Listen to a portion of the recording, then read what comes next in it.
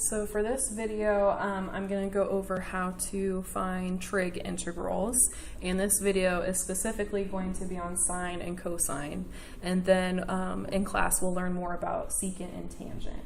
So for the trig integrals, the first thing that we want to keep in mind is the Pythagorean identities that we've used. So sine squared plus cos squared, that's the one we're going to focus on today. But when we do secant and tangent, we'll use this one a lot. And then the other thing that we want to keep in mind is the double angle formulas, and we're primarily going to use these two and this one up here. So what I want you to do is we're actually going to write those down on our paper because they are actually used to derive something else. So the first one, we're going to use the cosine double angle formulas. There's two of them that we're going to be looking at. And it's 2 cos squared theta minus 1 and 1 minus 2 sine squared theta. And then the other double angle formula that we're going to look at is sine of 2 theta equals 2 sine theta cos theta. All right, so actually I guess technically you didn't need to write down the sine one, but doesn't matter. So here, these are our double angle formulas. And these are ones that could show up when we do these proofs. So basically, if you guys still have this handout that I gave you, then just keep it around. You might need it on these days. Okay? So we have formulas that we have never used before that are called power reducing trig identities.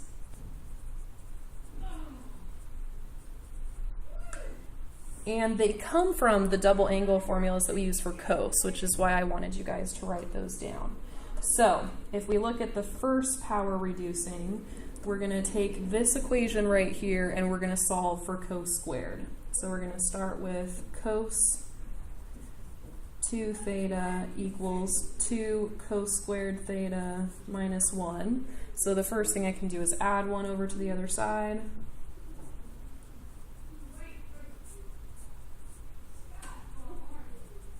And then I can go ahead and divide by 2.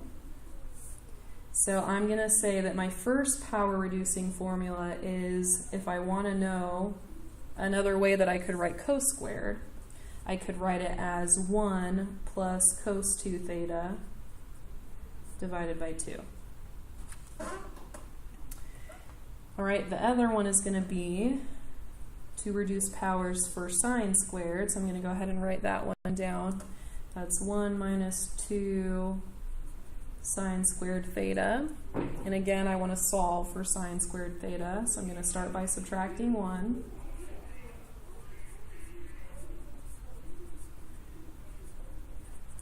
And then I'll go ahead and divide by negative 2. So I've got, I'm going to take this negative from down here and I'm just going to move it out to the front of the fraction there, and then that means that that negative can distribute to these two things. So that gives me negative cos 2 theta and positive 1 is being divided by 2. So that means that sine squared theta is exactly the same thing as 1 minus cos 2 theta divided by 2. And then what I would like you to do, if you do have this sheet, is go ahead and just take that sheet and add those power reducing formulas on there.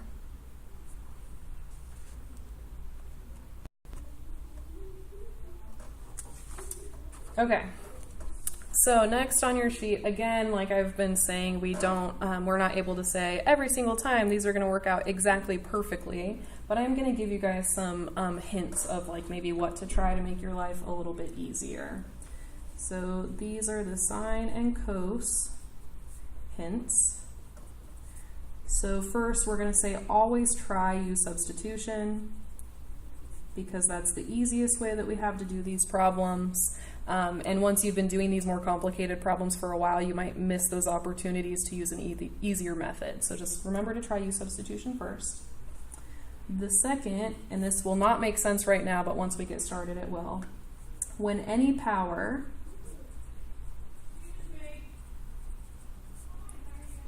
is odd, save 1 for du and convert the rest.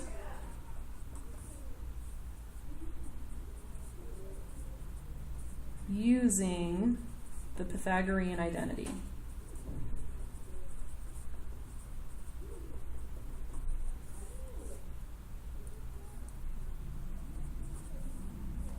When all the powers are even,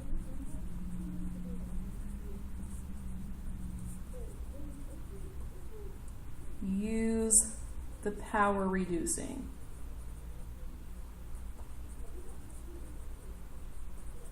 Identities.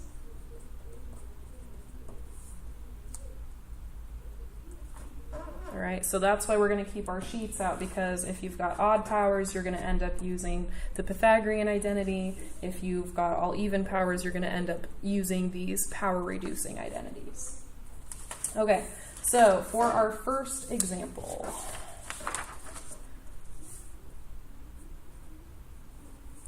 the examples for the instructions, they wouldn't give you a lot of hints. They would literally just tell you to integrate them. So for the first one, we're going to go ahead and integrate cos cubed x dx. And if you look at this one, it seems like a really simple problem. But if you think of this properly, you're thinking of this as cos x to the third power. And when you think of it like that, it's like, well, if I did use substitution, what would be the u value? Because this appears to be a chain rule problem, like if you were doing the derivative, and that would mean that we're using u substitution, but it's kind of hard to recognize what that u should be. So this is where we look at our hints, and our hints told us that if we had an odd power, to save one of the coses, because it's cos to the third, save one of them to use as a du, or use as a derivative, and then use the other ones to be converted using the Pythagorean identity. Okay, so I'm going to go ahead and erase this part that I just wrote. That means what we're going to do is we're going to separate this, and I'm going to say I've got cos squared times cos. And this is the one that I'm saving to be the derivative. And then this is the one that I'm going to convert using the Pythagorean identity. So if I look over at my sheet, the Pythagorean identity for cos squared is that it is 1 minus sine squared. So I'm going to rewrite cos squared as 1 minus sine squared. And then I still have that times cos x dx. All right, so now I can go ahead and do u substitution. I rewrote the problem, so I'm going to say that my u is sine of x. That means that my derivative of u is cos x, right? So here's my u, here's the derivative of u. So that means what I'm integrating is 1 minus its sine squared x, which is the same thing as sine x being squared. So I'm taking the integral of 1 minus u squared, and then this is my du. So now that I go ahead and integrate that, I find the integral of 1 is just u minus 1/3 u to the third plus c. And then I can go ahead and plug my signs back in. So I have sine x minus 1/3 of sine cubed x plus c.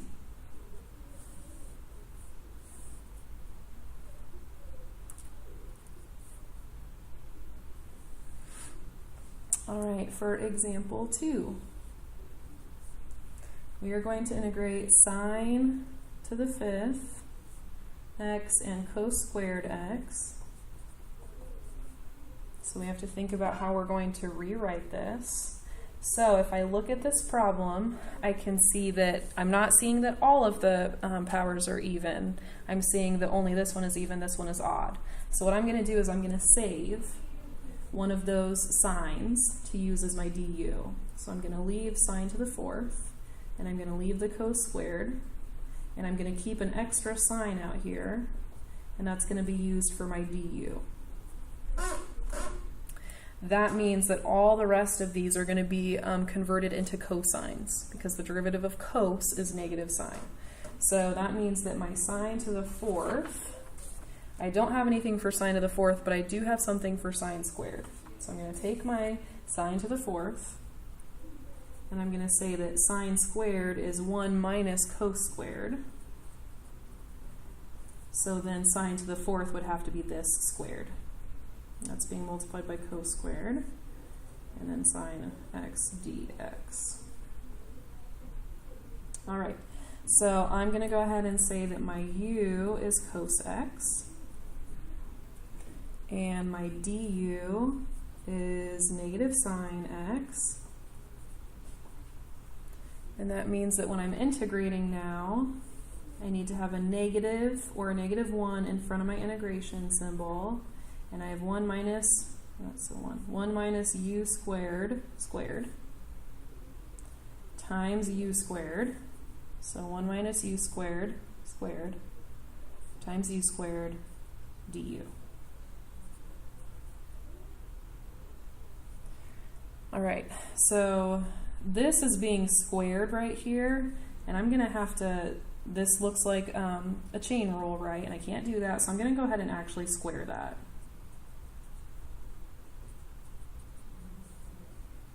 So I've got 1 minus u squared minus another u squared plus u to the fourth.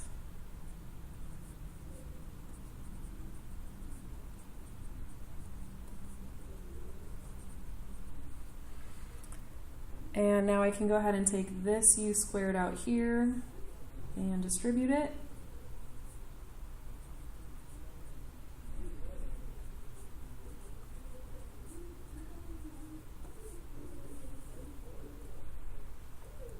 And now I can go ahead and actually do this problem. So that gives me 1/3 u to the third minus 2/5 u to the fifth plus 1/7 u to the seventh. Oops, sorry, you can't see that. Plus c. And there's a negative in front of that. So that's negative 1/3, and then my u value is cos. So negative 1/3 cos to the third x plus 2/5 cos to the fifth x minus 1/7 cos to the seventh x. A negative version of a constant is still a constant, so I'll go ahead and write plus c.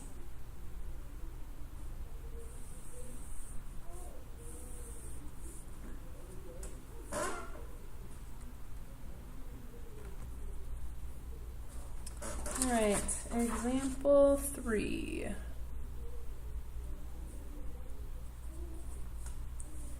We're going to do the definite integral from 0 to pi of sine squared x dx. And on this one, this is using the part of the notes where it says if we have all even powers, then we can use the power reducing. Because if I look at this, I do not know how to use u substitution with that because of that exponent of 2. It would appear to be a chain rule problem, but I don't know how to figure out my u is for u substitution.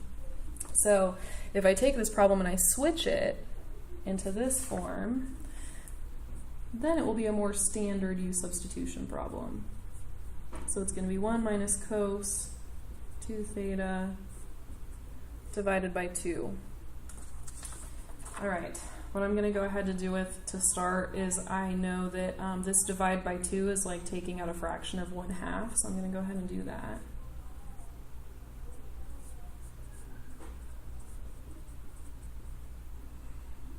All right, and I like to kind of separate these if I've got a lot of things going on like this.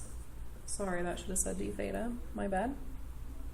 I'm going to go ahead and separate these, so I'm going to call this 1/2 times the integral of 1 d theta minus 1/2, and then the integral of cos 2 theta d theta.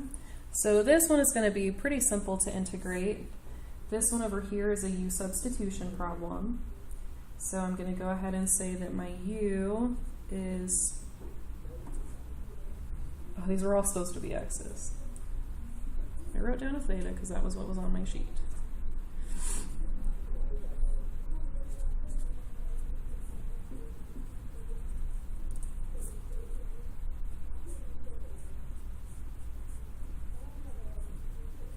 Okay, so u is supposed to be 2x. du is 2 dx. When I look in the problem, I don't see a 2 in the front, so that means I'm going to have to divide by 2.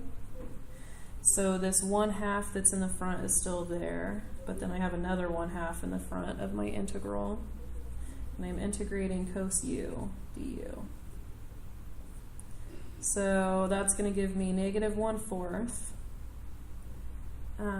And then if I integrate cos, I come up with sine. So sine u plus c. And then this part right here, I can go ahead and just drop down. That would be 1/2 of x. All right, and I don't actually need my plus c because we're doing definite. I forgot about that. Okay, so now I can go ahead and replace my u again with that 2x.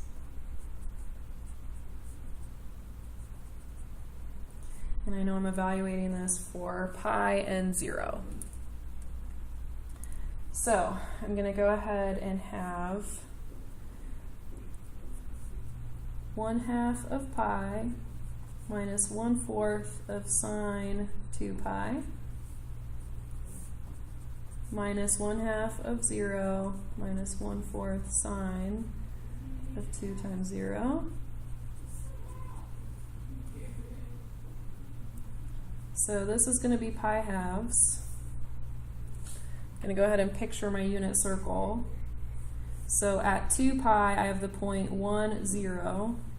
So sine of 2 pi is just 0. So I've got -1/4 times 0. That's just nothing. Over here, that's going to be 0. Again, sine of 0 is the same as sine of 2 pi, so that's just 0. So that means my final answer is just pi halves subtract nothing. So pi halves is what I get when I evaluate that. And again, the nice thing about this being a definite integral is I can go ahead and type this on my calculator and just make sure that my decimal is actually the right answer. So that's kind of nice on those. And then we've got one last example that I want to do with you guys. Example 4. And we're going to go ahead and do the integral of sine to the 4th. And we're going to do the indefinite integral. So this is one where all we have is an even power. That means that we're going to use our power reducing formula. You see my power reducing. So I don't have sine squared, I have sine to the 4th. And so that means I'm going to have to take that fraction and square it. So I'm going to have 1 minus cos 2 theta over 2 squared. Don't make that mistake twice. It's not a theta, it's an x dx. Okay. All right. So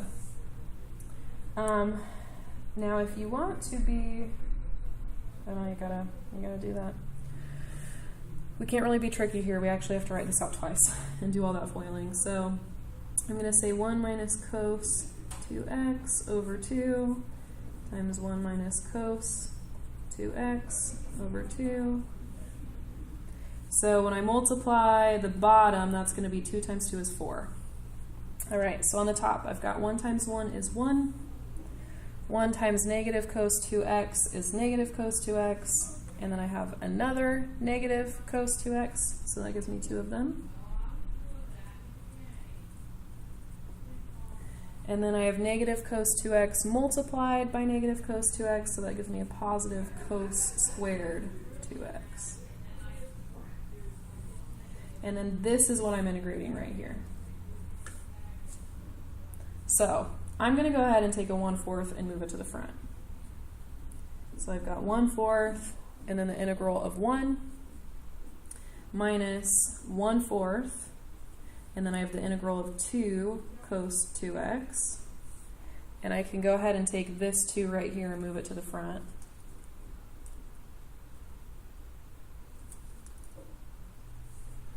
Plus 1/4 times the integral of cos squared 2x. Okay.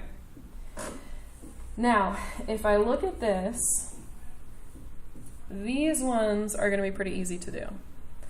This one is a tricky one because I have a cos squared, and so that's an even exponent. That means that I need to do the power reducing formula with this one right here. So I'm going to go ahead and switch to red so you guys can see which one I'm writing for that. So my power reducing formula right here. So I'm going to say this is 1/4, and then my integral is going to be 1 plus cos 2 times my theta, and my theta this time happens to be 2x. So 2 times 2x, all divided by 2. Okay, so now I'm going to simplify what I have a little bit. So I have the integral of 1 minus 2/4, and then the integral of cos 2x plus, and then I can go ahead and split these two things up. So I've got a 1/2 that I can take out in the front here. So now that gives me 1/8, and then I've got the integral of 1 plus 1/8, and then the integral of cos 4x. So that's what I'm actually doing. Okay, so here I have that my u is 2x, my du is 2. Over here I have that my u is 4x, and my du is 4.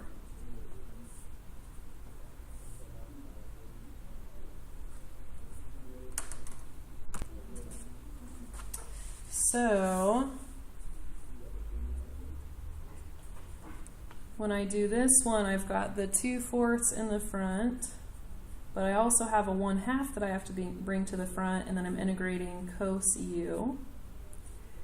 And I'll go ahead and drop these down.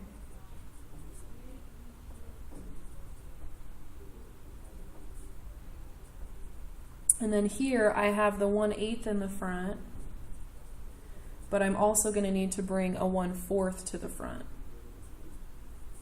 And I'm integrating cos u. Okay. So here we go. I've got 1/4 times the integral of 1, so that's 1/4 x, minus 1/4 the antiderivative of cos is sine, right? Not negative sine, it's just sine. And then that makes 1/8 x, and that makes 1/32 sine. And I've got two like terms I can combine. So 1/4 plus 1/8 gives you 3/8 x, minus 1/4 sine of 2x, plus 1/32 sine of 4x, plus c. And then you're done.